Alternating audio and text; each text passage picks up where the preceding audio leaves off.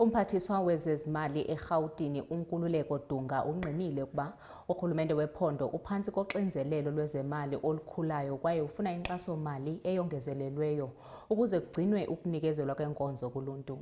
Ethetha kwingqungquthela nonondaba eMeadowlands kusasa malunga nemali yephondo kunye nezinto eziza kuqala kurhulumente, uDunga uthi inxalenye yoxinzelelo inxulumene neemeko zoqoqosho lwehlabathi, kuquka ingxabano yamazwe akumbindi-mpuma. uHlabele Mgama uthi isabelo-mali sangoku asanelanga ukuba iphondo lisebenze ngokufanelekileyo kwaye lihlangabezane neemfuno zokunikezelwa kwenkonzo kuluntu ngenxa yokuqhubeka nokunyuka kwamaxabiso ezinto.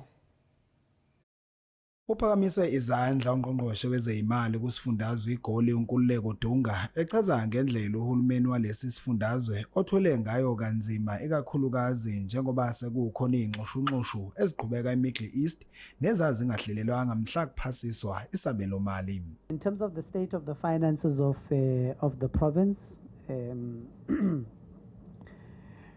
we need much more than what we have.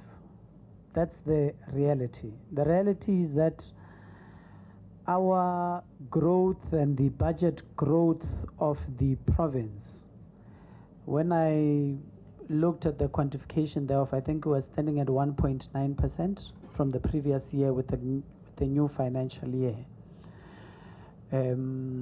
That's below even CPI.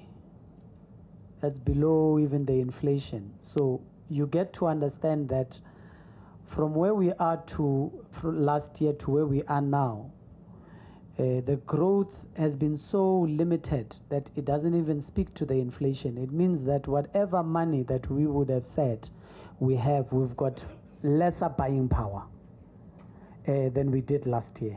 Inhloko yomnyango wezezimali uNcumisa Munyane ephendula ngohlelo lokuxhaswa kwamabhizinisi amancane uthi ke benza yonke imizamo yokuthi amabhizinisi amancane engavaleleki ngaphandle ngenxa yokungabi naso isipiliyoni. Our approach is more like creating market access. We know that more often than not these businesses would be startups with limited experience. So as a government, our initiative is to ensure that they are not disadvantaged purely because of the lack of experience. So we're partnering with the Department of Economic Development in those strategies. Lo mnyango uthi udinga usizo olwengeziwe lwezezimali ukuze uyowuphonsa umbalane. Ezindabeni zeSoweto TV kubika umqondisi Miyeni ngiseMeadowlands.